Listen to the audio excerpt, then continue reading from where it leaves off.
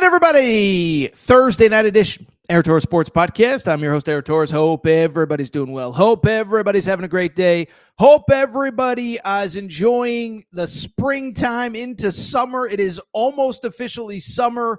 And I'll tell you what, we always try to be transparent and honest on this show. As of this morning, I am officially on vacation. But here's the good news. I'm never going to leave you without any content. And so tonight, Thursday, we are giving you our Kentucky basketball offseason grade. Okay, so quick side story. You know, this time of year, we always do kind of offseason grades, who people added, who people, lost, whatever. We've already done Louisville, NC State, UNC, UConn, and Florida. Tonight is the Kentucky Wildcats. By the way, we got content for you next week. We'll do Arkansas, we'll do St. John's, we'll do BYU, we'll do Duke, maybe one or two others. So make sure that you are subscribed to the podcast or Apple, Spotify, because you're going to get content even while I'm gone. Now, I will make one note about the Kentucky offseason grade. This was actually recorded before we got the ACC-SEC Challenge game with North Carolina. So, that game is not on the schedule. Don't yell at Torres. I already know Kentucky's playing North Carolina. By the way, the SEC home and homes came out on Wednesday of this week. So I know Kentucky is also playing a home and home with Florida. I know that. This was all recorded before, so don't get mad at me, UK fans. By the way, I should mention, when we get back, it'll be July, basically, and we're going to start to ramp up the football talk. So for those of you that are like, Torres, I love basketball, but you got to move on to football. We're getting to that. Just stay tuned. Before we get started, a couple quick reminders. One, if you're a UK fan, make sure to follow Torres on UK on Twitter for all your late-breaking news.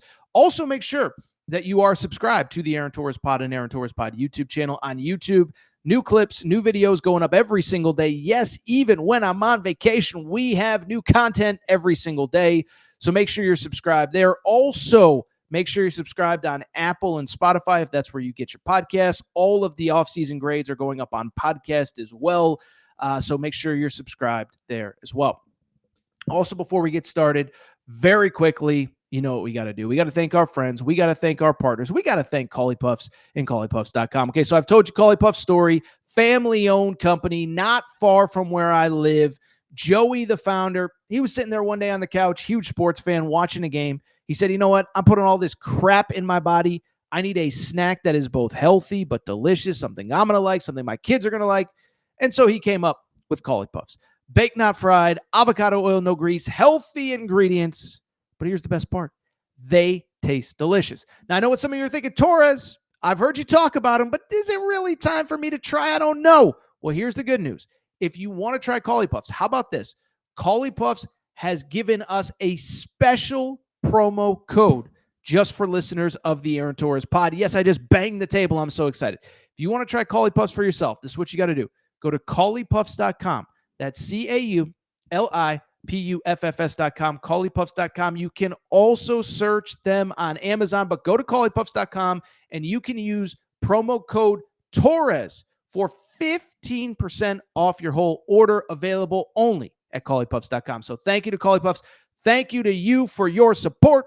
Now, Kentucky basketball off-season grades. Tell you what, let's go ahead and keep our college hoops off-season grade series going. If you're new to this, we're going to look at all of the big programs across college basketball, what they did this spring, what it means for next year. We're going to do these late June into July, really through kind of media days in football. Then we start kind of ramping up the football coverage here on the Aaron Torres Pod and Aaron Torres Pod YouTube channel. But these college hoops off-season grade series, you guys love them. We've already done Florida and Louisville, UConn, Carolina, a couple others. We'll do more in the coming weeks. But today, the focus is the Kentucky Wildcats. Mark Pope, I believe a fantastic first season. Tell you what, man, full speed ahead with a loaded roster in year two. So let's go ahead and dive into Kentucky's offseason grade. As always, by the way, make sure you're following our Torres on UK Twitter page for all your late-breaking Kentucky news. And oh, by the way, if you do want a Hope and Pope t-shirt, AaronTorresOnline.com/merchandise. All right, let's go ahead and dive into Kentucky. And listen, before we get to this offseason, we got to talk about the last 13, 14 months and how we got here. Because it's surreal to go back. Early April happens. We know the previous coaching staff leaves. You don't know who's going to get the job. It ends up being Mark Pope. And I just am still impressed by what he did last offseason as well. Because the bottom line is starting completely from scratch. I know other guys did. Pat Kelsey did. This isn't like Mark Pope's the only one that has done it. But he takes over the most, probably the most prestigious job in college basketball, certainly the most pressure. And from day one, it's like, boom, this guy understands the assignment. Goes out, gets his first commitment. I believe it was like April 23rd with Amari Williams. Then he gets a bunch of others. I don't remember all the order, but, Brandon Garrison, Lamont Butler, Kobe Brea, on and on. It basically wraps with Jackson Robinson announcing the day after the NBA draft deadline that he's coming to Kentucky. All of a sudden, you look up, you're like, oh, this is actually a very good team. And it showed, to Mark Pope's credit, early in the season. When he had a full roster, this is a team that beat Duke. This is a team that beat Gonzaga. This is a team that beat Florida, the eventual national champions. And so I know it didn't end well. I know there were a lot of injuries, but if I had told any Kentucky fan before the season, the day Mark Pope was hired, maybe the day John Calipari left, hey, guess what? John Calipari just left. The good news is next year, you're going to go to the Sweet 16. You're going to beat Duke. You're going to beat the eventual national champion. I think everybody would take it. But the thing about Mark Pope, again, he understands the assignment. He knows Sweet 16s are fun in year one. Now it's time to win natties. And boy, oh boy, did my man deliver over the course of the last couple months, okay? So in terms of Kentucky's 26 roster, it's important, we kind of know who they lost. We don't have to go player by player, but it's kind of interesting. 7 fourth, fifth, or sixth year seniors. So guys in their last year of eligibility going into last season. Now, one of them, Kirk Kriisa, ended up with an extra year, but you knew you were going to have to replace Lamont Butler and Jackson Robinson and Kobe Brea and Amari Williams and Brandon Garrison. And so you knew it was going to be a busy offseason. Now, to Mark Pope's credit, not all of his work was done in the offseason. You got 2 high school recruits early in the process. Jasper Johnson, five, I call him a 5-star. I think he's a 5-star. Originally from Lexington, played at Link Academy, played at Overtime Elite. He commits. Malachi Moreno commits to Kentucky. First of all, before we even get into all the portal stuff, I think because we talk so much about the portal, I think those guys are kind of a little bit underrated. Malachi Moreno, 7-foot center. Pope said it in one of his press conferences this offseason. Every time he talks to an NBA person, they always want to hear about Malachi Moreno. They always want information on Malachi Moreno. Jasper Johnson, I think, is going to be really good. 6'4", slasher, finisher at the rim. The good thing is for him, by the way, there's so much veteran talent around him that he doesn't have to be great. But we saw it in the Iverson Classic. We saw it in some of these all-star games, what his potential is. And so those 2 guys are phenomenal. But then you get into what Mark Pope did. By the way, even before we get into that, should also mention the guys that are returning, right? I guess that's the right thing to do before we get to the portal. I know I was excited about the portal. Sorry, I'm excited about the portal. What can I say?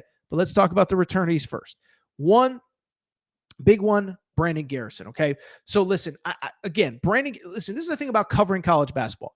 Guys are going to make leaps year over year. So when I say that I think Brandon Garrison was good last year and has a chance to be special, I know non-Kentucky fans are going to say, oh, Torres, you're hyping up a guy that averaged 6 points per game. Okay. He also had 13 in an NCAA tournament win over Troy. He also had 10-9 in a win over Gonzaga. They don't beat Gonzaga at Gonzaga without him. I know it's technically Seattle. You get the point. But yeah, he was excellent. Colin Chandler, by the way, I believe will be an NBA player. Remember, he came back this year off of a Mormon mission, did not play basketball for 2 years. I think the best basketball for him is ahead. Trent Noah, got to give him credit, man. Didn't think he was, I personally, maybe Mark Pope would say differently. I didn't think he was going to play much, if at all, this year. A lot of injuries. He gets thrown into the fire. I thought he held himself very well in SEC play. Remember, this was a kid that had 11 points in a win against Tennessee at Rupp Arena. I thought he exceeded all of my expectations. And then you talk about exceeding all expectations. In terms of returnees, no bigger returnee than Otega Owe. He announces the day of the NBA draft deadline that he is coming back to college basketball. 16 points per game, 4.5 rebounds per game, second team All-SEC, was excellent. And listen, Mark Pope said he expects Otega Owe to be the preseason SEC player of the year. Mark Pope, I don't really disagree with you. I think he'd probably have my vote right now. Let's get into some of the new guys. By the way, I should mention this. We're recording this before, like a couple days before this goes up. So if anything crazy happens, just want it to be out there. We recorded this, mid-June, getting ready to go on vacation, whatever. Anyway, let's talk about some of those portal guys. And let me do the caveat that I always do, because it's funny, when the portal opened, there were a lot of people that were worried that Kentucky got off to a slow start. And I remember doing a segment at the Final Four where I said, how concerned should Kentucky fans be? Now, in hindsight, it seems silly, but in the moment, it was a conversation. Donovan Dent, I don't know if Donovan Dent ever really considered Kentucky, or if he was just using them to get the deal done at UCLA. But Donovan Dent goes to UCLA. Remember Magoon Gwath, San Diego State, enters the portal, then withdraws. Yaxel Lendenberg, I never really thought Yaxel Lendenberg was going to Kentucky. That's not a knock. I just don't think he ever was. But I bring it up because there was a half a second where we were worried about Mark Pope. Yeah, this is why we say Hope and Pope, because he crushed from basically Final Four weekend on, okay? Even before that, the first big commitment was obviously Cam Williams, comes from Tulane, super athletic. I do think he has NBA upside. And again, kind of like what we said with Jasper Johnson, he's not really in a position where he has to dominate this year. He can be very good and then develop and potentially be all SEC a year from now. But you add Cam Williams early, there's a little bit of consternation. And then, like I said, it was Final Four weekend that everything just blew up in a good way for Kentucky. First big commitment post Cam Williams, if my memory serves me correct, Jalen Lowe, okay? Point guard from Pitt, played very well at Pitt. And I think the noteworthy thing about Jalen Lowe during his time at Pitt is something that Mark Pope referenced during the NBA draft deadline, which was Jalen Lowe went through the NBA draft process, and this was a guy that really thrived during the draft process because he was playing around other good players. And so this is a dude that averaged 16 points per game, 4 rebounds, 5.5 assists per game, and he did it in a situation where he wasn't playing with a ton of great talent around him. So you average 17 points per game. I think I said 16. It was 16.8. 4 rebounds, 5.5 assists per game, and you're doing it kind of on a pretty average Pitt team that ended up at 17-15. I can't even imagine what you're going to do with this squad. From there, you have Mo Diabate, a player that I love. I've mentioned this a few times, but Diabate committed the night of the national championship game. And so because of it, we didn't really get a chance to really break down his game. I'm here to tell you, I think he is going to be a fan favorite at Kentucky. 7.2 points per game, scored in double figures 13 times, 5 double-doubles, including, by the way, one of his best games was actually at Rupp Arena. I mean, I don't know how many Kentucky fans remember that game, but it was that was that game that was just wild, back and forth. It was kind of an all-out war. 8 points, 8 rebounds for him in just a crazy game. Plays so hard. And I'll say this too. I know for a fact Alabama did not want to lose him. And I think in this portal world that we live in, Mo Diabate knew his worth, knew if he entered the portal, he could maybe get some more money than Alabama was offering him. And I only bring it up. That's not a knock on Alabama. That's not a knock on him. That's not a knock on Kentucky. It's to say that, if you ask Nate Oates, he would tell you, oh, this is not a guy that I wanted to lose. It's just part of the portal process. You can only, quote unquote, afford so many guys. So Mo Diabate is there. Jalen Lowe is there. Then the big one, the day after the national championship game, I land after watching Florida survive Houston, and I see that Jaden Quaintance has committed to Kentucky, okay? Jaden Quaintance, says, we all know the story. Former McDonald's All-American, 5-star kid, played last year as a 17-year-old freshman in the Big 12. 9.5 points per game, 7 rebounds, 2.6 blocks as a 17-year-old in what I would argue is probably the most physical league in college basketball. And I'll say this about Jaden Quaintance too. I don't want to give away too much, but I will just tell you, this was maybe Mark Pope's most impressive recruiting win, and let me tell you why. When the Quaintance camp, and when Jaden entered the portal, I don't think Kentucky was at the top of their list. I do think they went in with kind of open eyes and whatever. But remember, Jaden was committed to Kentucky. When Mark Pope takes over, I don't know that first interaction was great. Now, it's nobody's fault. Not blaming Mark Pope. Mark Pope was trying to put together a roster this time last year, and it didn't work out. But I don't think Kentucky was a priority. And I remember being at the Final Four and getting a text like, oh, Pope, Quaintance, there might be something there.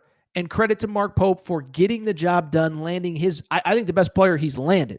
Now, obviously with Jaden Quaintance, he's dealing with the knee injury. He was on this pod, about 3.5 weeks ago, said that he expects to be kind of ramping back up late August, early September. He thinks he can be back on the court by the start of the regular season. I'll leave it up to Mark Pope and the doctors to decide that. But you had Jaden Quaintance, you had Mo Diabate. Denzel Aberdeen, in my opinion, was the last really big addition.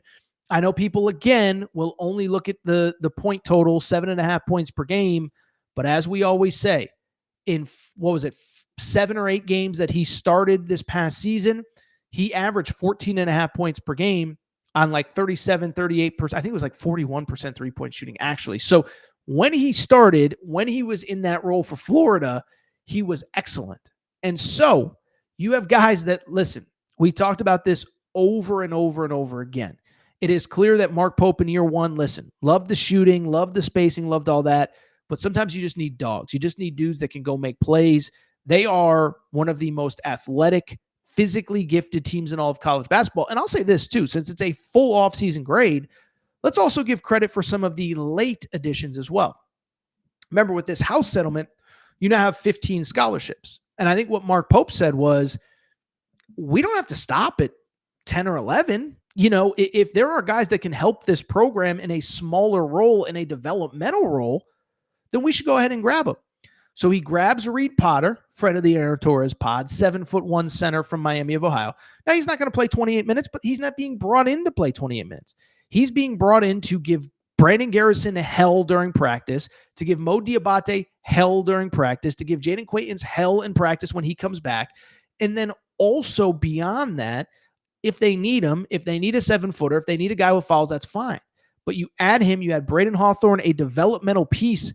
I like what Mark Pope did with those extra roster spots to kind of say, you know what? We have these extra roster spots. Let's use them to make the most competitive practices that we can make and the most competitive program that we can make as well. Finally, you know how I know that Mark Pope thinks that he's got a pretty good team? Have you seen this schedule that Mark Pope has put together? It's bananas. Okay, so first off, we don't even have on this spreadsheet a couple things.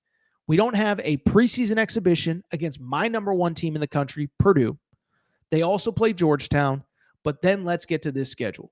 Louisville. I have Louisville in the top 10. That game is early in the season at the Yum Center.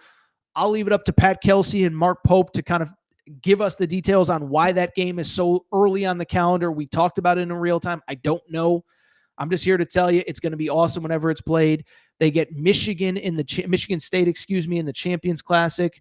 Gonzaga, obviously, after going up to Seattle, going up to Seattle last year, the game is in Nashville this coming year. So this is year 4 of that 6-game series. Another big one, the return of the Indiana rivalry. That's right. This is how good Kentucky's schedule is. You kind of forget, they're also playing Indiana this year, this great 100-year rivalry that hasn't been played the last 7-8 years because of, we know why. But now Indiana's coming to Rupp Arena. You're going to Assembly Hall here in a couple years. You're playing in Indianapolis.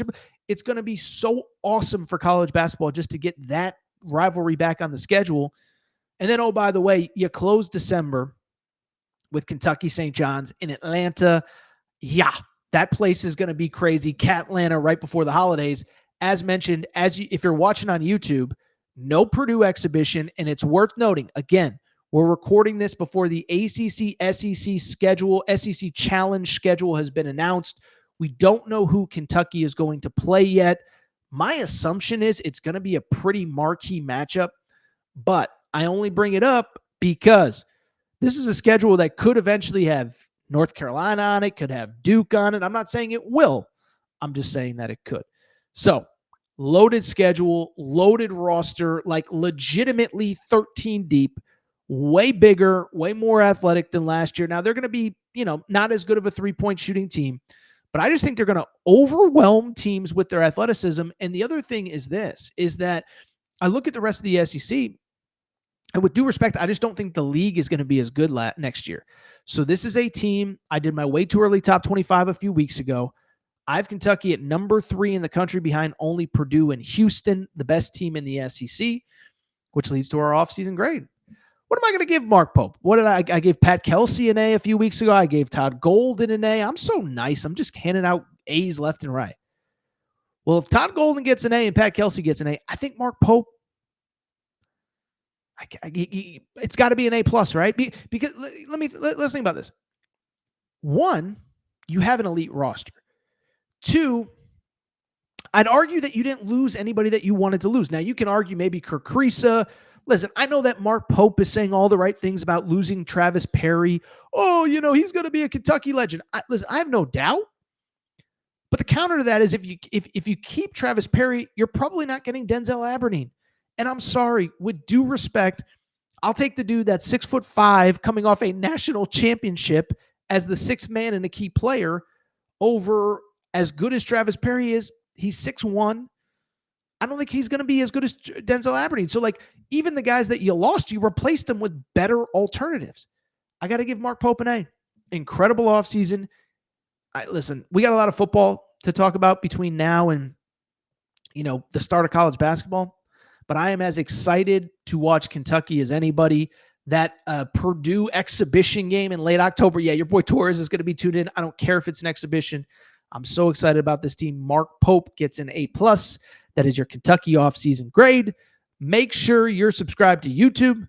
Make sure you're subscribed on Pod. And make sure you're following our Torres on UK account.